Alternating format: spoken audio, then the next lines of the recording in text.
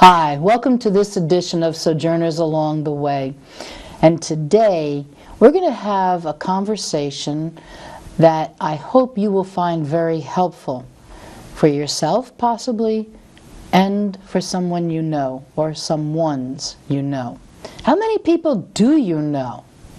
Can you give a rough estimate as to the numbers of family members you have, friends you have, acquaintances, people you work with, neighbors?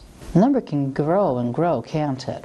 Well, statistically, in the United States, do you know what they're saying is the probability that someone is at some point in their life going to deal with a mental health issue? Do you have a guess? 1 out of 5. Approximately 18, and I would say to 20% of the population of the United States of America is dealing with a mental health issue. That's a lot of people.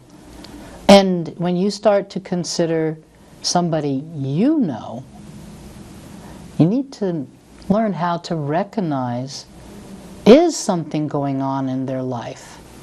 How would you recognize it?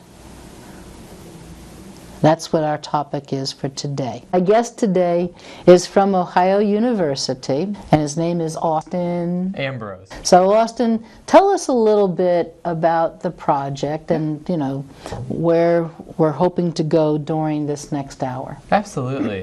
Yeah, so thank you for having me on here today, Oh, you're Patricia. most welcome. This is an incredible experience. I'm here talking about the Public Relations Student Society of America, better known as PRSSA's National Bateman Competition. So every year the society selects some client to work with, and we create a campaign for that client to help further their mission, whether it's nonprofit, profit, any organization, any size. And so this year they've decided to work with the Campaign to Change Direction, which is all about changing the culture of mental health in the United States. And so it's a very exciting topic. It's a very important topic. And so when I learned that this would be the client for this year, I knew that I wanted to get involved. And so it's a month-long implementation process, but it's about a 6-month-long overall project. And so the goal is to research, to develop a plan, objectives, implement your plan and objectives, and evaluate how your implementation phase went. So we're currently in the middle of our 1-month implementation phase, and that'll end March 15th. Should we jump to talking about what that will entail, or should we give some background information first? Your choice. I think some background is always important. Okay. Why don't we start with the definition of mental health? For sure. So as I was doing research for this campaign, it became very obvious that there's actually not a very solidified definition for the field of mental health. In terms of a mental health as a broad definition, they usually talk about it as your emotional side, your in touch with how it affects the rest of your everyday living, your mentality. But in terms of the field of mental health, it actually didn't really start until about 1948, which was pretty interesting to me. It started actually before that. It was known as mental hygiene. And so, yeah, it was an interesting finding to see that. And it was when they finally created an association in London, the Mental Health Association. In 1948, did it become a really well-known topic and started to create a field. And so, although that's a little while ago, they still haven't really developed a strong definition for the field of mental health quite yet. But yeah, that's kind of where it starts. It's all about your emotional and mental side. So Great Britain was ahead of the United States? They were ahead in terms of starting the first association, yes. At the same time, the World Health Organization started, so everyone was working together for that one, but London was the first for the Mental Health Association. Well, then we have to applaud Great Britain. So they can start the mental health issues and, you know, definition and all, but come on, United States. Yeah. 1/5 of our population is dealing with this need. I think we need to step up and to help. How does mental health how does a mental health factor into a person's overall well-being? Yeah, so it was really interesting. I found this was my most interesting fact that I came up with while I was researching, was the fact that we have 8 components to our overall well-being. And emotional/mental is just one of those.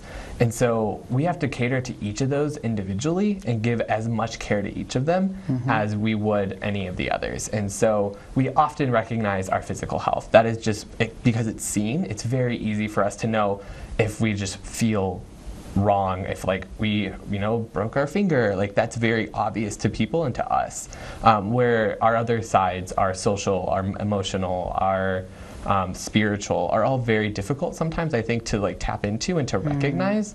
And so emotional and mental is just one aspect, but it's so important, and I think it often goes unnoticed and untreated a lot of times. So maybe this would be a good place to say, okay, I think somebody I know has a problem.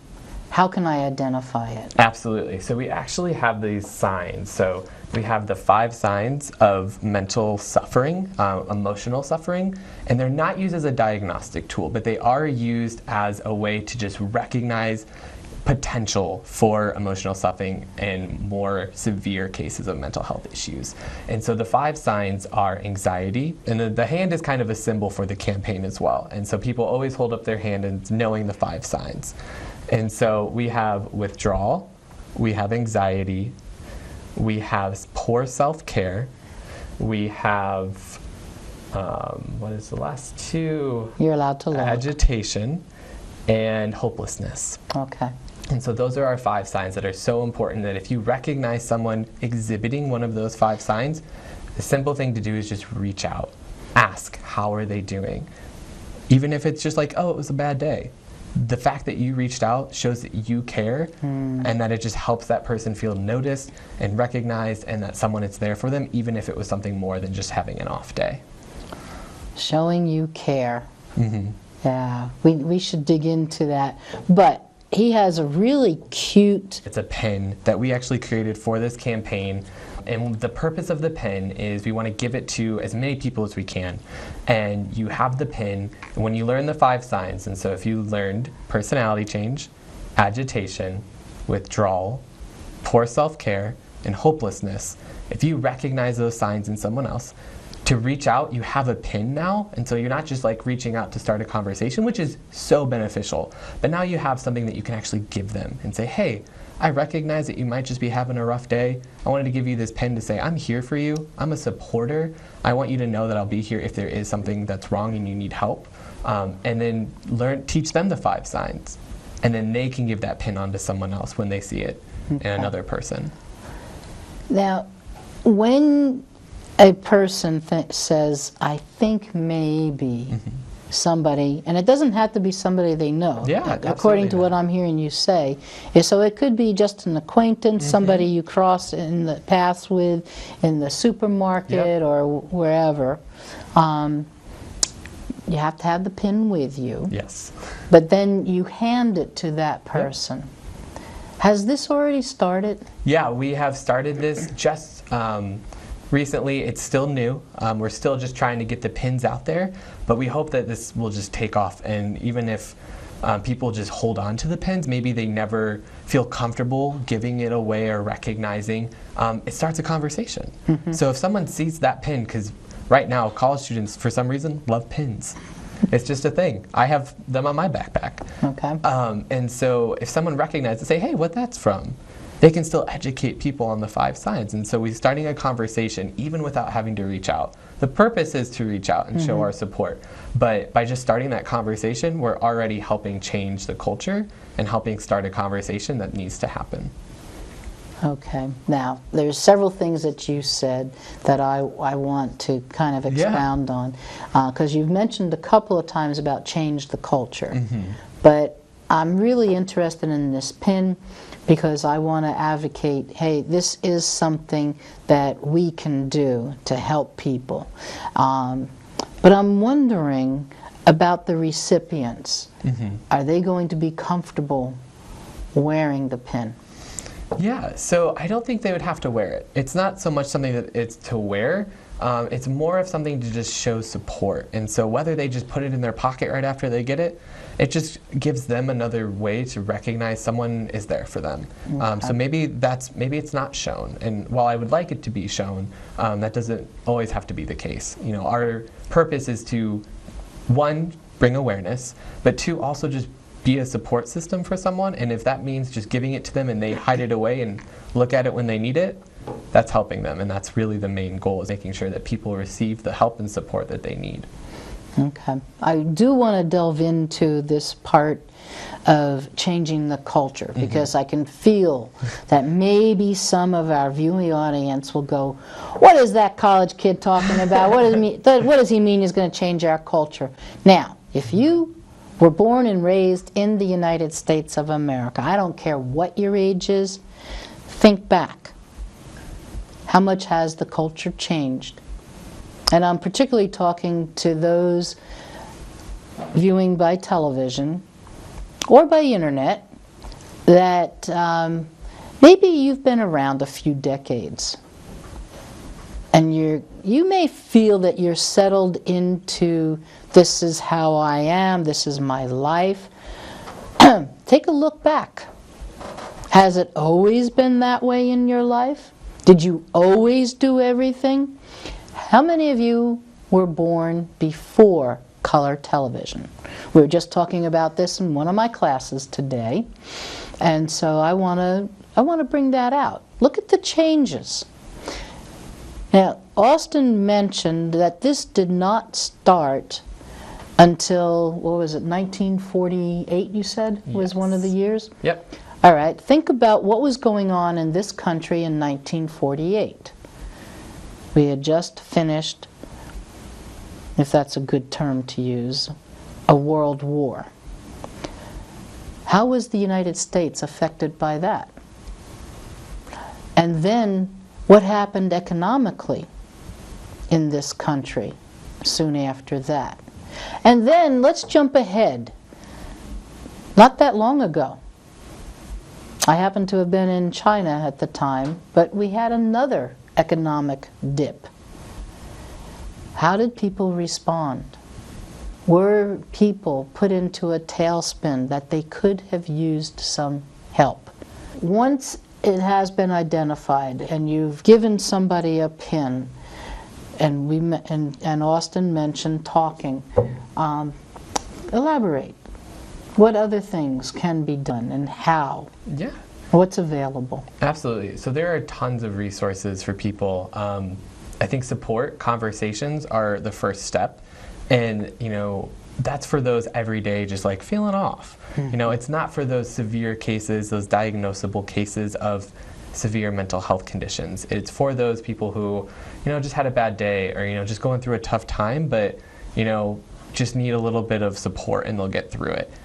If it stems beyond that, that's where we need to, you know, take that next step and really take them to seek help. And so in terms of, you know, support, there are plenty of mental health care systems that will diagnose mental health issues and conditions, and from there, you know, seek the help that you know best. And so for this campaign, we actually did a video series, and we're still working on it. We have released one so far, and in it, the female that was our participant told us about her mental health experience, and how she was diagnosed with anxiety and had attempted, or not attempted, that's my apologies, she had thought about suicide. Okay. And so she had very rough times coming to college. And so you wouldn't get it, though, from her personality, because she was so friendly, she was so outgoing, but inside she was struggling so much. And so when she finally reached out for that help, she actually went to our assistant dean of the college, and they walked her to the counseling and psychological services at Ohio University to make sure that she was going to be okay. And so that is one thing that you can do, is physically assist them in getting to where they need to go to receive the help that they need. And though from there, she found a psychiatrist that she could work with, but then she did take medication, and a lot of people I think, have a interesting perspective on medicating for mental health conditions. And she was very clear that that was her choice. That was not something that was forced on her, and that's not always the case. It's not always forced, and you need to find the right medication that works for you, because there are so many different kinds of medications that you can take for the same symptoms. And so she worked with her doctor very closely and found the right mixture that worked for her so she could get back to herself. And so it worked really well for her. And so I think her story is just a really great example of when something does become very severe and we need to take them to somewhere that with professional help, that can happen and that should happen. That should never be left to someone who is only there as a support system because they're not trained for it.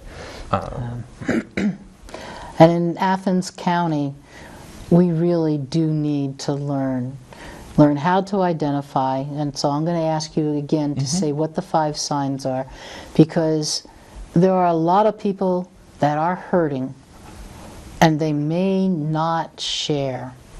But if you can identify that, I think somebody that I know is going through a rough time, maybe it's only temporary, but what if it's not just temporary? What if it is longer, harder than that? So again, Austin, please give us those 5 signs. Yeah. Say them. They're personality change, agitation, withdrawal, poor self-care, and hopelessness. And again, that's something that if you know the person well, you can easily pick up on those. I personally had a friend, we were in a meeting and she just seemed off, very different from her normal self. And so I just reached out to her later that day and I just said, hey, like, I noticed you were just like a little stressed in the meeting. I just wanted to check in, see how things are going. And she's like, wow, thank you so much. It's just a really busy time. Like, everything's fine. Thank you. Like, I just really appreciate that you reached out. And so it's just those simple things. It's a text, it's a phone call. It's just like pulling them aside after you see them and just say like, hey, you good? You okay? And really, I think this is a big thing, is not just accepting that answer of, yeah, I'm okay. Yeah. But really, pushing a little bit, knowing your limits, and just asking those very directed questions. So instead of asking, how are you doing? Ask like, how was your day? Yeah. And that just changes the language. So people, you can be like, yeah, like earlier I fell on my bike and it was just like a rough day. And they're going to give you more details. And if you just ask, how are you doing? They're going to be like, yeah, I'm okay. I'm fine. Things are going well. Because in our society, that's what we're kind of supposed to do. And that's what I mean by changing the culture. It's really getting to the idea of, being willing to talk about our true feelings. How are we really doing emotionally? When we ask someone like, how are you doing? And they say, oh man, I have this headache. I just can't go away. They're open. They're willing to talk about it. But when it comes to their mental and emotional health, they're not willing to have that same type of conversation. I think. Now, this is my first time meeting Austin, so I don't know him, but I think I would be on target to say you have a very tender heart, and I have a feeling that this campaign has had an impact on you personally. Yes. And I think it's going to be a lifelong effect. Absolutely. This campaign was very close to my heart. And I definitely think I'm going to continue working and advocating for those with mental health conditions and to change our culture. To kind of go a little bit into my story, if that's okay, I think it's important. Sure. So why I really wanted to get involved with this, first and foremost, I'm actually going to be a teacher when I graduate. Okay. I'll be teaching, hopefully, special education out in rural Idaho. Oh. So does that mean you have a job lined up? I am working with an organization, Teach for America. Okay. I've been accepted to their program, and so they will help me find a job in a school district. Congratulations. Thank you very much. And so working with Teach for America, it's low-income communities, which is statistically more likely to have mental health issues and conditions. And so knowing that, there's a good chance that my students will be suffering emotionally at some capacity, as we all are, but for the more severe cases, it's more likely in low-income communities. And so that was one big reason I wanted to join the campaign, to get more awareness out there and learn, how can I talk about it with my students? How can I begin to educate them so that way when they grow up and become adults, they can have those conversations and feel comfortable about it. But before that, I had a very good friend growing up. He lived 4 houses away from me. We've known each other since we were babies, we used to say. even though like you can't remember anyone when you're a baby. But our mothers would like take turns watching us, like babysitting us when we were little, and we grew up together. I can't remember a memory without him. And so he and I were best friends, did everything together, and he actually had three younger siblings eventually, and so he spent so much time at our house because two of them were twins. So when they had the twins, he was over all the time, and we became so close until about end of junior high, beginning of high school. He took a different path than I did. We just went different directions in our lives. I became more focused on my athletics, my schoolwork. He, wasn't as much into the athletics. He was more into music and that type of stuff. And so our lives just, they didn't really like tear apart. We still saw each other. We still hung out, but it wasn't the same type of relationship. And it slowly began to eat between us. And he was very introverted. He liked to be by himself. And so that was just kind of who he was. But over time, I could, looking back, I see these signs of hopelessness, agitation, poor self-care. He just wasn't himself. And so, unfortunately, he found himself using substances that were not legal. And he ended up actually passing away just over 2 years ago. I had a feeling that's where that story was going to go. From a heroin overdose. Ouch. Ouch. And so it was actually my finals week of my sophomore year fall semester. I got a text from our other good friend about it. And so I made my way home as soon as possible. And so, it's hard for me to look back on that and not have known the signs and been there more than I ever was for him. Because I know I could have done better, as we all could. We can always improve. And so now I want to be someone to advocate for students and for all people to learn these 5 signs, because they're so important. So that way we can reach out to those and really try and make a difference before we lose them. And I hope you don't blame yourself and say, if only I had done this. No, it was not. It was something, I know that it's not something I could have changed, but it's something that I could have given more of my effort to. And I would applaud you that you are now. And who knows how many lives will be impacted by what you are doing. Through this campaign, through the contacts that you're personally having, through those that will receive the education that is needed, especially to identify the 5 signs. I think that is vital. Yes. Okay. Those 5 signs, they're everything. And let's name them again. Yeah, of course. Go ahead, hold up your visual there. We've got our little lovely pin. And so our 5 signs are agitation, withdrawal, poor self-care, hopelessness, and change of personality. Okay. If you see any of those signs in somebody that you know, please start a conversation with them. That's easy, right? And get the language in a way that will help them to open up and to talk. I have told people, I really don't like the question, how are you doing? Because in our culture today, it's kind of like, hey, how you doing? And you're down the street before the person has even begun to answer their question. So I came up with my own answer, which is, I'm working on it, which is true. And how are you doing is a very broad, ambiguous type of question. So if you will incorporate couple of the ideas that Austin has given, and I'm going to ask you to repeat those things. How can you phrase a question that will really show the person you're caring and you want an answer, and will offer them the opportunity to answer? Yeah, I think the first thing is, like you just said, don't ask how are you doing. That's just very broad. So be as specific as possible. Ask directed questions. So say, how was your day? Or what's another good one is, how's your family doing? That's honestly a great way to just like open up a conversation, especially if you know the person well. Or have you done anything fun recently? Like ask even things that wouldn't really be connected to their mental health. Okay. To just start that conversation, I think you said it, starting that conversation is the first step. And it's so important, and it can be a friendly conversation. It doesn't have to be immediately directed towards something specific. So talking to them, and then, slowly, make sure you have the time. Mm-hmm. If you don't have the time, don't pretend that you have the time. Make sure you're really committing to showing your support for that person. And you can say, hey, I'd love to talk more later. I got to go right now. Why don't we meet up another time? Or why don't you give me a phone call? Extend yourself so that they know that you are there to support them. Just in the moment, you can't give all your support. I think that's a really great step.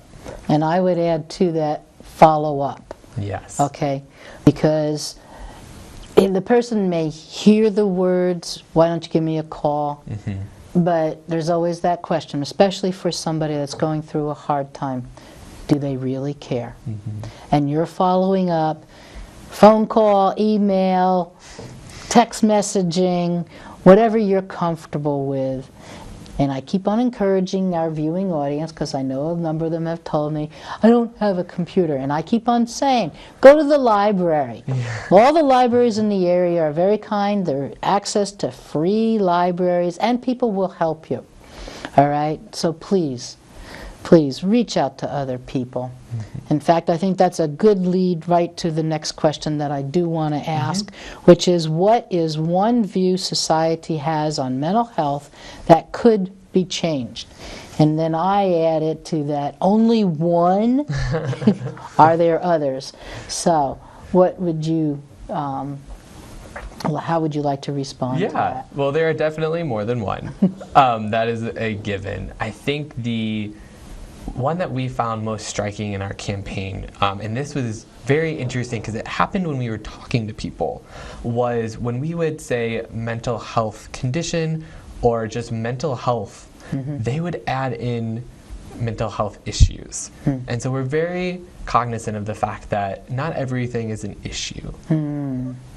And so, changing that language, and when they think of mental health issues, that changes the conversation entirely from just mental health. Mm. And so if you say, it was very eye-opening when we would say, give us your experience on mental health. And they would say, well, my mental health issues. And so that would be like, okay, we didn't say issues, but that's where in society our mind goes, is to the issues surrounding it. And so we could really work on not always jumping to those severe ideas of mental health. While they are so important, we need those conversations. We need to reach out to those with the severe cases. There are plenty of people who just have everyday struggles with emotional and mental health. And so those are also the people we want to recognize and not exclude by saying mental health issues, because they might not identify with a severe condition or as it being an issue, but just another part of who they are. Okay. And I think that was something else that even those who have been diagnosed with a more severe condition, even they say that's just, that is part of who they are. They don't want it to define them. Oh, say that again. Because I think particularly in Athens County. Now, I'll tell you a little bit of my history. Yeah. And I interrupted you. I apologize for that. See, Austin doesn't know that this topic is near and dear to my heart. When I was doing my undergraduate degree here at Ohio University 100 years ago, I was doing education, but I also was doing a minor in psychology. Okay? Now, I don't know which came first, all right? But there used to be a program. Have you ever heard of someone referring to the North Hill, North Green? I don't think so. You probably wouldn't. Back in the day, it was called the North Green. Okay. Because the Athens Mental Health Center used to be where the Ridges are now. Mm-hmm. And they had a program that people that were students could be a resident volunteer. Mm-hmm. And I did that. My senior year, actually it was not just my senior year, it was my extended senior year because I graduated in December and I was allowed to have a full year, so I graduated and I started teaching at Beacon School right after that. But my term up there, and I'm saying up there because it used to be on the hill, I was on the geriatric ward, which for me was phenomenal because all my grandparents died when I was very young. I was a college student, and I had all these grandmas and grandpas around me. And so I let them dote on me. Yeah. And we had a wonderful relationship. I think that happened first. From there, I became a member of the Athens Mental Health Incorporated, which was a very small group. They asked me to be their treasurer. You're getting my whole story, okay? That's And you're fine. getting my whole story on this too. They asked me to be the treasurer. Well, a small checkbook, no problem. Not difficult. I'm good at math, good at handling money, so taking that. But then the group decided that we wanted to do something to help people that were being released from the Athens Mental Health Center. And some of the people in Athens Mental Health Incorporated had previously been part of the Mental Health Center. So there was a need to help. For sure. And the 15 of us started the gathering place. Yeah, I was one of the original 15 of the gathering place. So you can tell this is very near and dear to my heart.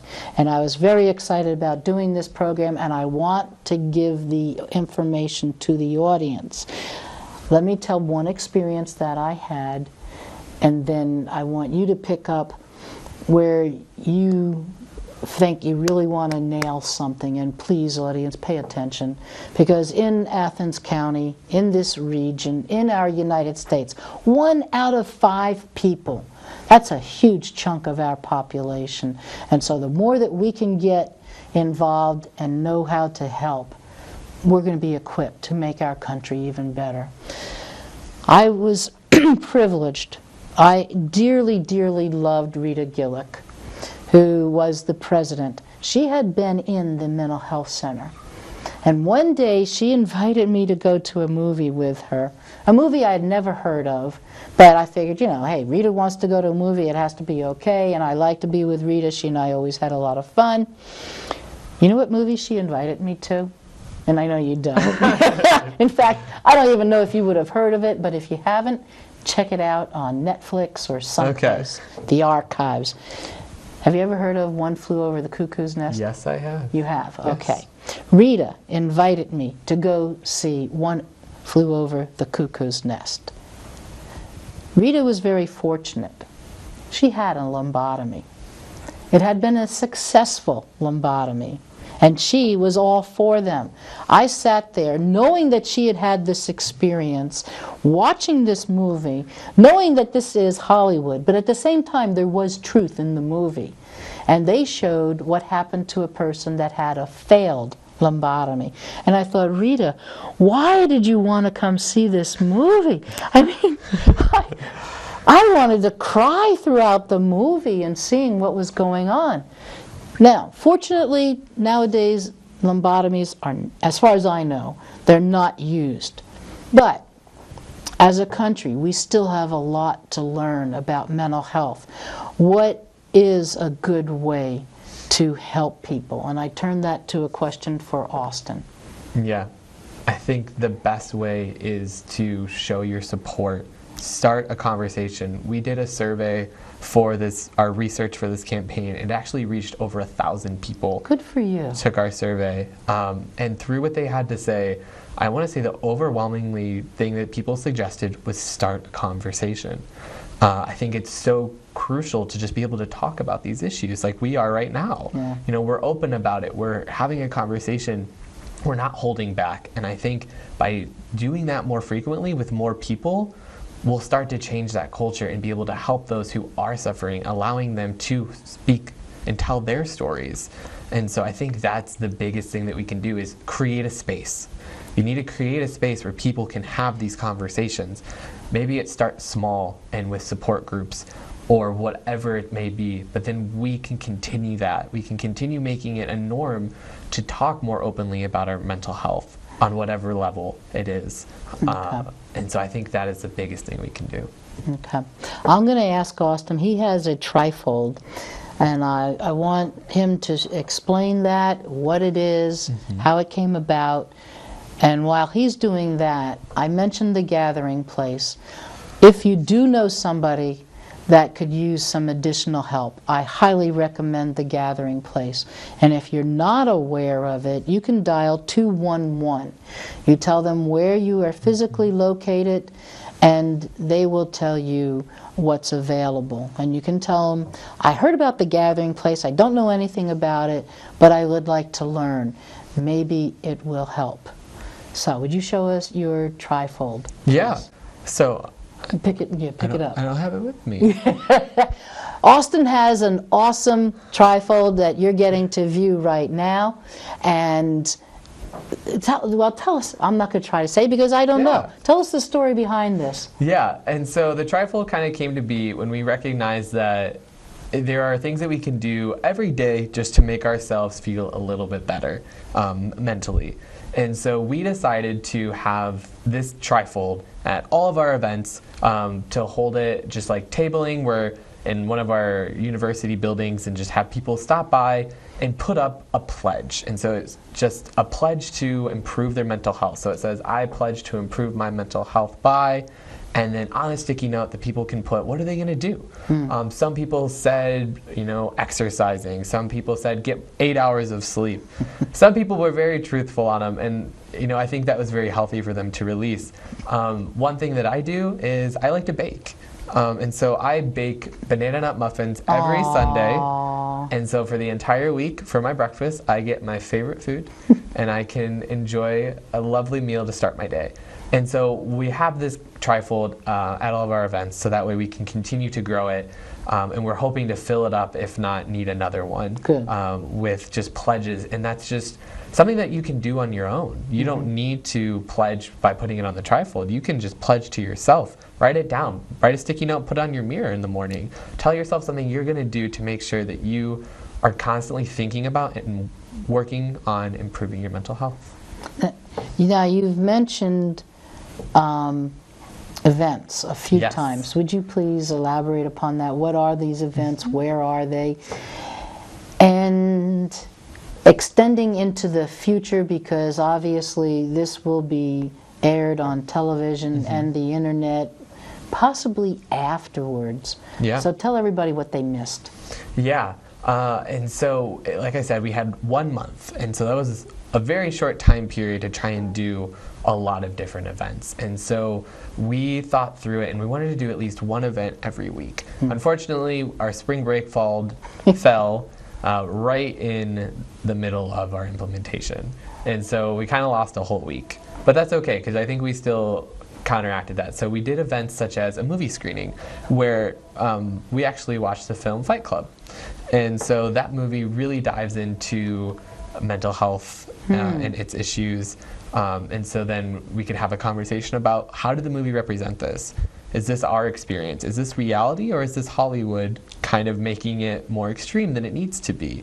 Because sometimes, while it's really great that these movies exist, they kind of go a little overboard and are over-exaggerating, and it might actually be harmful in terms of starting that conversation. And so we wanted to bring that to light, that yes, these are great ways to start conversations, but recognizing that this might not be reality, although part of it might be. So we did a movie screening.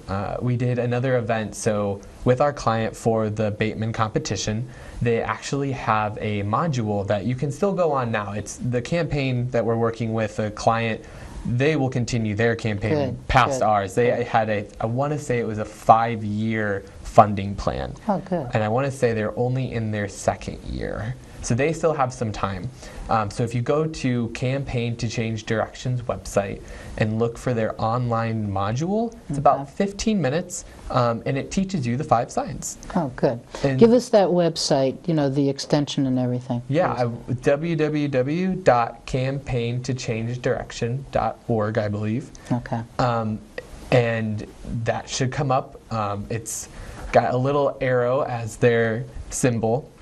And so you can find the modules on their website, and you take them. And so what we did was we set up an area in one of our university buildings where we just had a bunch of laptops that people could come, stop by, take the module, learn the 5 signs, get their certification. And then when they were done, they got an ice cream sundae. Oh, I missed it. I know. Please do it again. Okay. Yeah, so we thought it would be a really fun way to get people to take this certification. Oh, definitely. It didn't take very long.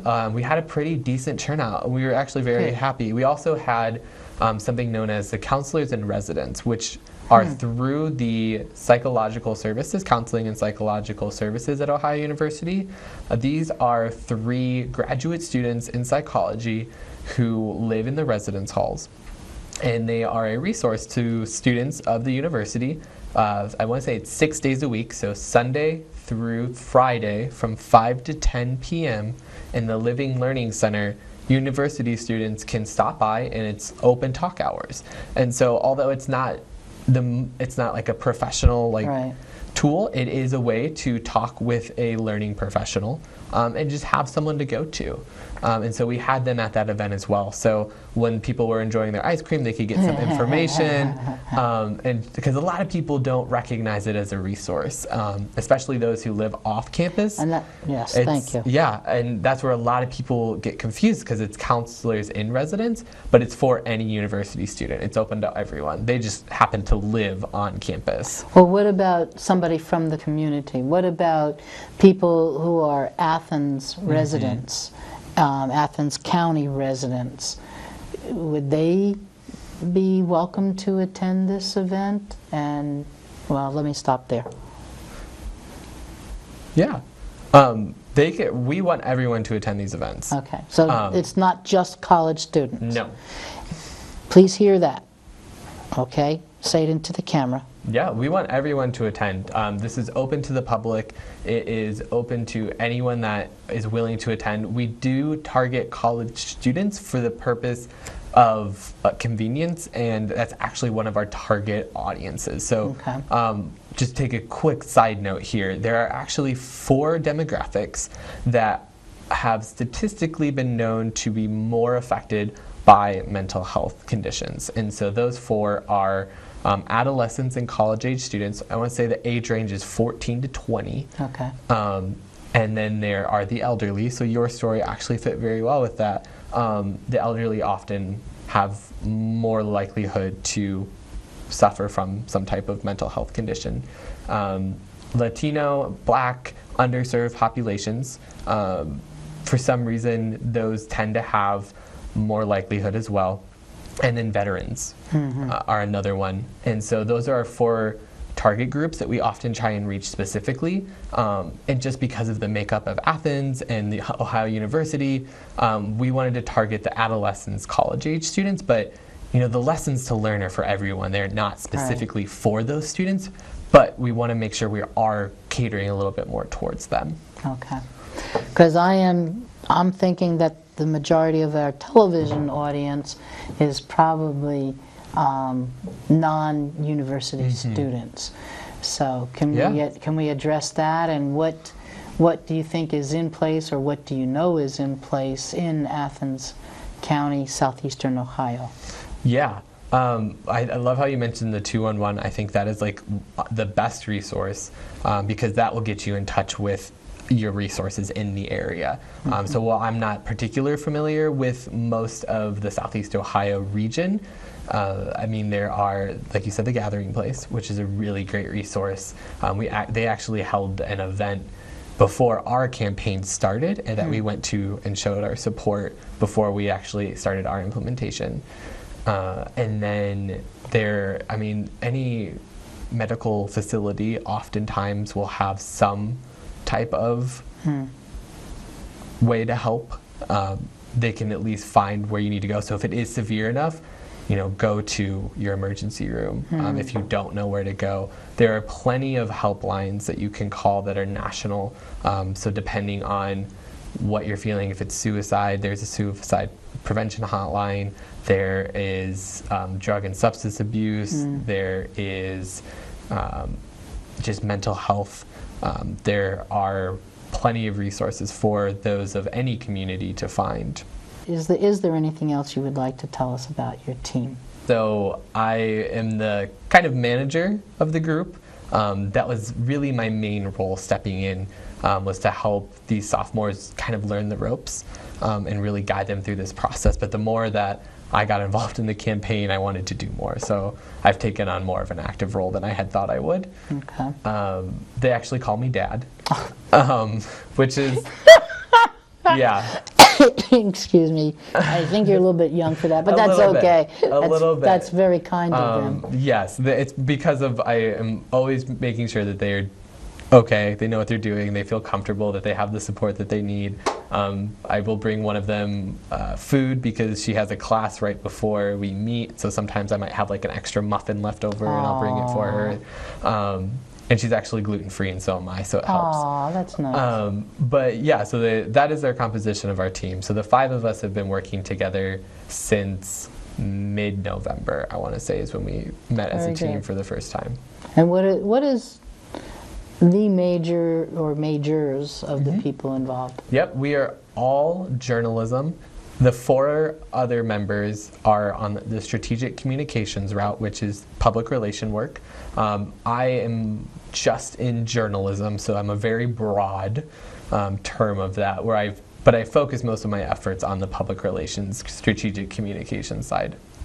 This is an aside, had you ever heard of, because I think he probably would have retired by the time you were a student, Guido Stempel? Yeah, I think the name sounds familiar, but I never met him. No. Never met him? No. His wife, Anne Stempel, was also one of the original 15 that started the gathering place. Nice. So near and dear to me personally. Okay. Oh dearie, I interrupted myself. I said, okay, answer that question, and I just lost the second half of the question that I wanted to ask. We were talking about the majors of the people. And the events that we were still holding. Yeah. Yeah. Oh, are there more? There are. I'm sorry. Yeah. Go for it. Yeah, I mean, there's a couple more. So we hosted a yoga event. So we kind of did this a little linearly. We focused on first bringing awareness through the movie, starting a conversation, and now that people have become aware, they could come to the module event and learn the 5 signs. And then we decided, okay, we have the buttons. That's when we released the buttons, was at our module event. And then we decided, you know what, let's do something that's, how can we improve our mental health? So you now recognize it in others, but how can you do it for yourself? So we hosted a yoga event so people can come, relax, exercise, get some facts about mental health, and just enjoy the night. And then our final event is to be an event with glow sticks. And so we haven't worked out all the details, but the idea is we want to create a chain with a bunch of glow sticks, like thousands of glow sticks. And for every link in the chain, we want someone to write a name of someone they know who has suffered from mental health conditions. And so on whatever level. And so that way we can tie it all together and say, we are united in this. We are all together in changing the direction of mental health, and then create an arrow with that chain to take a picture at night on our final day of our campaign. That sounds like fun. What is the target date? Because if it's possible that this program can be aired prior to that, I think it would be wonderful to invite our viewing audience. We would love it. So we are aiming to do it March 14th, which is a Tuesday night. The time is still to be decided, but we want it to be dark out so that way you can see the glow sticks.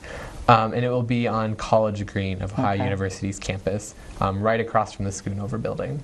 Okay. That sounds very good. it might be a possibility. I'm not making any promises, but it is my goal to get this program on the air as soon as possible. Yeah. Today is the last day of February, so tomorrow starts March, and that's only 2 weeks from now. But either way, I hope it is very successful. Yeah, I hope you have a tremendous turnout. Yeah, we're very excited. We'll be tabling throughout the day to get those people to write their names on them, and then we'll break the glow sticks at night. Yeah. So I'll have to check my schedule. Hopefully I can do that. Yeah. I think that would be... Maybe I could actually video it. Oh, yeah. That might be fun. That would be fun. Yeah. This is thinking out loud. This is how some programs happen, you know. I never met Austin before today. We did do some emailing back and forth prior to this program, but we had never met before. And I, again, will extend to the viewing audience. I am very interested in learning what the viewing audience is interested in and doing programs according to your interests. And that's basically how this happened today. Awesome. Yeah. Very cool. Yeah, we want to move on. The word stigma, when you hear mental health, and you have done a very good job of avoiding saying mental health issues, but there has been in this country a stigma. Yes. And I think that's something that we in Athens County need to embrace and say, we're going to do something to make it different. So, I'm looking to you. Give us some ideas. I mean, we've talked about a number of different things. Maybe, any ideas on how that stigma started? I have my own theories. Okay. Nothing came across in the research that we did, but part of me thinks it has to do with the history behind those who have suffered. If we think back to like Puritan times, like the start of our nation, witchcraft, we'll just start there. Those people would often be identified as outsiders, as something different, something to be afraid of. Do we know for sure? But I would guess that those people might have been suffering from mental health conditions. And so that was something to be feared. And I think just that started it. And then as our society progressed, as we became an industrial nation, we continued to have this idea that those who are different and who suffer mentally are something to be afraid of for whatever reason. I don't know why, but that they were kind of created as their own segment of society, as we don't interact with them. And I think that's where the problem still is today, is we don't interact with them. And that's something that we can do to help change the stigma, is educate, learn for ourselves. What is it truly like to be around someone with a mental health condition? And as you opened up with, 18% or 1 in 5 people suffer from one in our country. And so it's not that we don't know someone, we just might not know that we know them. Right, exactly. And so just becoming aware and recognizing that while there is this stigma, it might not make a lot of sense, because we actually know plenty of people who suffer from some type of mental health condition. And so by just recognizing that and educating ourselves on the different types, on how to best support those people who suffer, I think that's kind of the best way to help start changing that stigma, is learning, interacting. I'll jump on that and dovetail with my observation in general is, if we don't understand something, we tend to fear it. Things that we fear, we tend to shy away from. And in this case, we need to embrace it, because, as has been said, 1 out of 5. You do know somebody. You know somebody who is dealing with mental health conditions, whatever aspect, whether it's just a minimal or it's very severe. somebody around you is silently crying for help. And as Austin has said, just starting a conversation is the beginning point.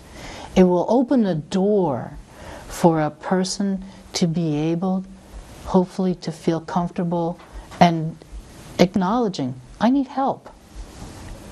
Why is it that we have a stigma against saying we need help? I think, this is a Patricia statement, but I think one of the healthiest things that we could do for ourselves is to receive counseling when it is needed and appropriate. We need to applaud the people that are willing to take those steps. And I want to applaud your team. I mean, these are college students. Yes. And I want to emphasize that. So we need to become more aware and to learn. And with our time running out, I want to make sure that you get to say whatever has been heaviest on your heart that we haven't yet said. Go for it. Yeah, I think we've talked about, I think, the biggest things that have really been on my mind, learning the 5 signs. So again, agitation, withdrawal, poor self-care, hopelessness, and personality change. Learn those 5 signs. Be willing to recognize and reach out to those if they exhibit them. Be a support system and guide people to where they need to go to get the help necessary.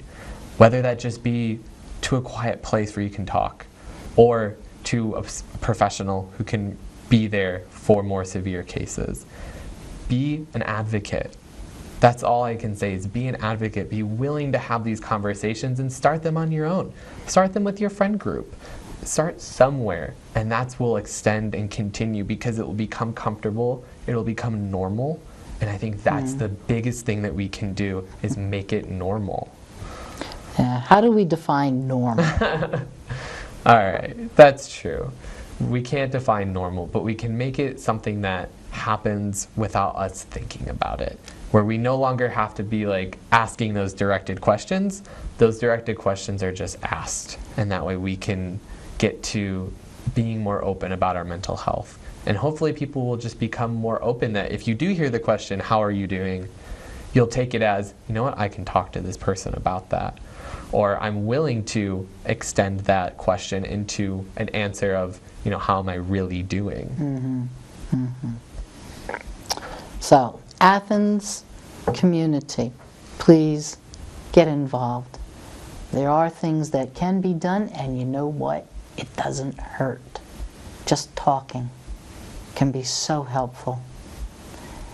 And you never know how you might be the one to help turn somebody around and help them. That if they do need more help, they'll feel comfortable getting it. We need to encourage each other. What is the healthiest thing that one can do? Getting help when you need it. Absolutely. Yeah. Anything else? I think that's it. Thank you so much for having me. Oh, it's been very, a very, pleasure. very good. So, who knows? Maybe we'll see each other again. Yeah, I hope so. On this side of the camera. Yeah. That was an invitation I just gave him that, let's do another program with some of his teammates. Yeah. Yeah, today just happened that Austin was the only one available. Yep. But you know what? I think they would have had a hard row to try to talk to. I know. So I hope you will call 211 and learn what is available here in the Athens County area, southeastern Ohio, or in your own region. 211 does work nationally, so call and find out what is available for you. Thank you very much.